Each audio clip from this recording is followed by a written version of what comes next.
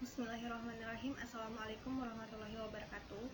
Perkenalkan, kami dari kelompok 1 dengan judul presentasi yaitu Hakikat Perencanaan Pembelajaran. Untuk mempersingkat waktu, kami akan mulai menjelaskan apa yang dimaksud dengan hakikat perencanaan pembelajaran. Pada materi kali ini, kami akan membahas 3 pokok, yaitu pengertian perencanaan dan pembelajaran, 2. Komponen desain pembelajaran, ketiga, teori-teori pembelajaran dalam desain pembelajaran. Hakikat perencanaan pembelajaran. Apa itu perencanaan pembelajaran?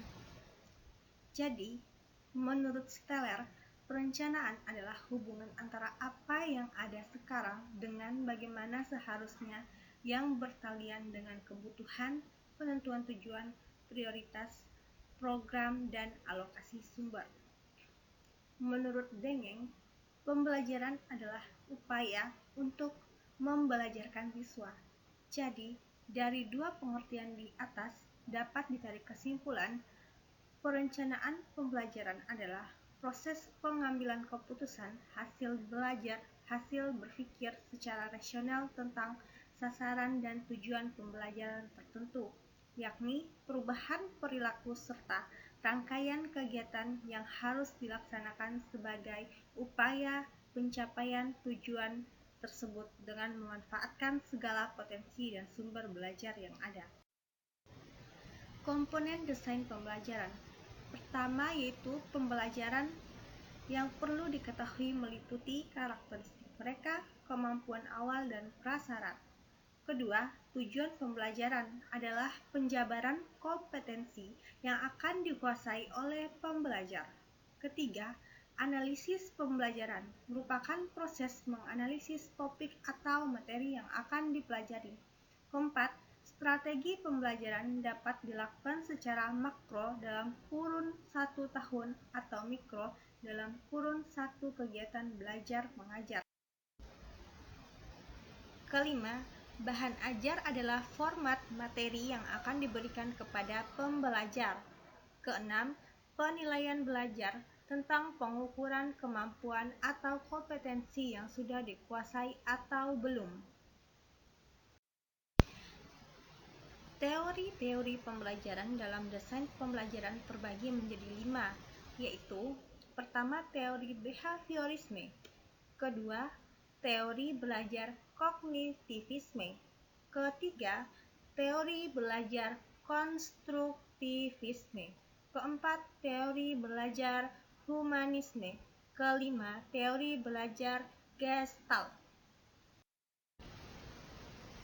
Teori belajar behaviorisme. Apa yang dimaksud dengan teori behaviorisme?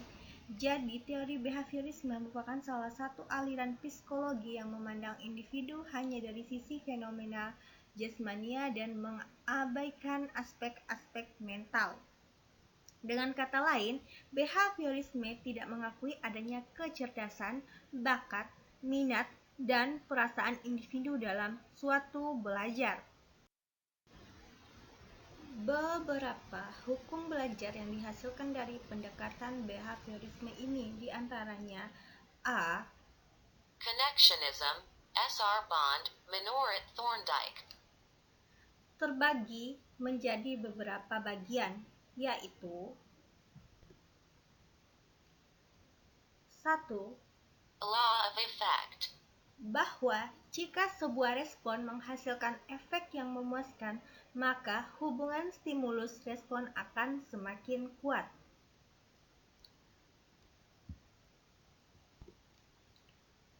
Kedua, yaitu Law of exercise.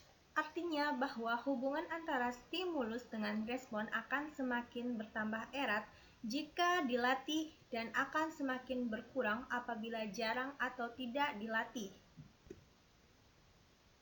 Ketiga, yaitu Law of readiness. artinya bahwa kesiapan mengacu pada asumsi bahwa kepuasan organisme itu berasal dari pendayagunaan suatu pengantar. Beberapa hukum belajar yang dihasilkan dari pendekatan behaviorisme ini Di antaranya kedua adalah Classical conditioning menurut Ivan Pavlov. terbagi dari beberapa bagian juga, yaitu pertama, Law of respondent conditioning. yakni hukum pembiasaan yang dituntut. Artinya, jika dua macam stimulus dihadirkan secara simultan yang salah satunya berfungsi sebagai reinforcer, maka refleks dan stimulus lainnya akan meningkat. Kedua, yaitu Law of respondent extinction. yakni hukum pemusnahan yang dituntut. Ketiga,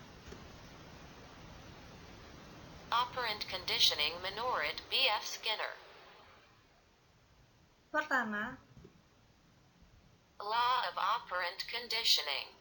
yaitu jika timbulnya perilaku diiringi dengan stimulus penguat, maka kekuatan perilaku tersebut akan meningkat. Kedua, Law of operant extinction.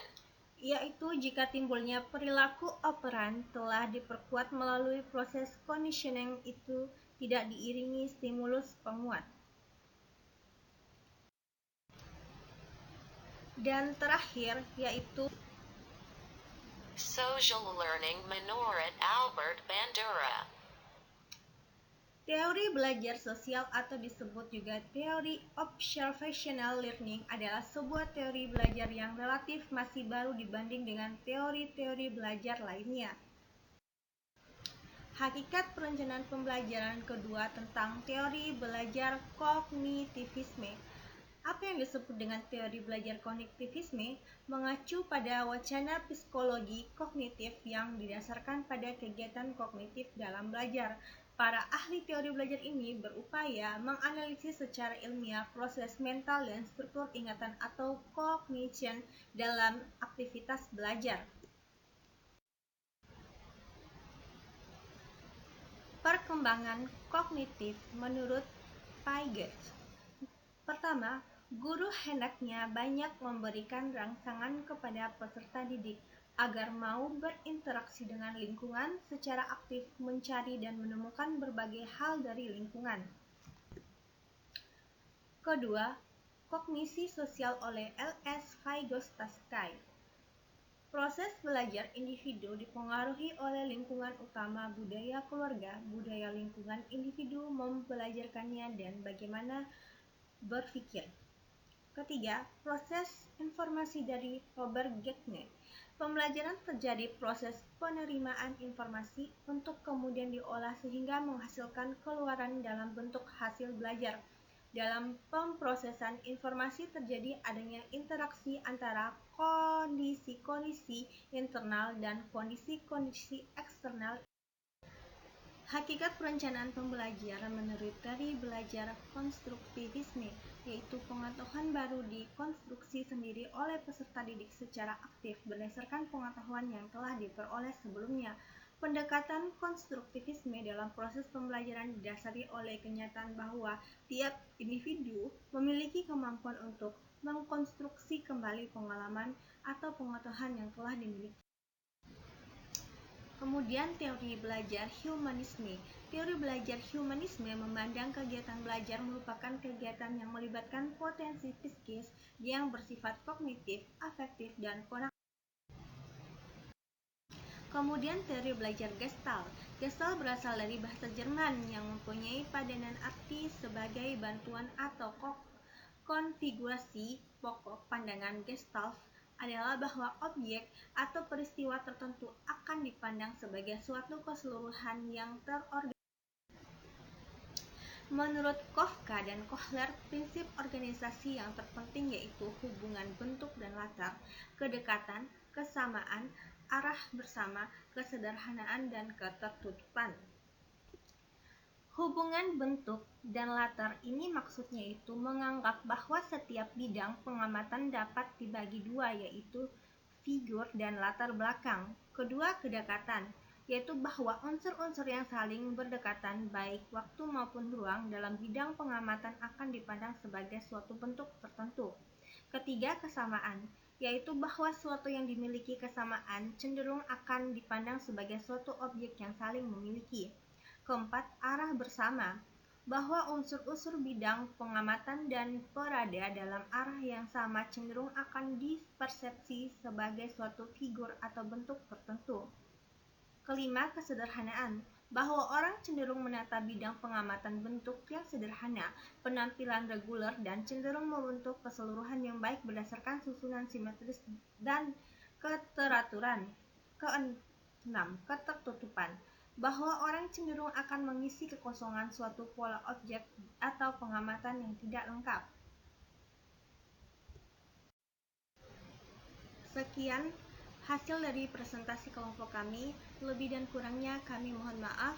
Wabillahi taufiq wal hidayah. Wassalamualaikum warahmatullahi wabarakatuh.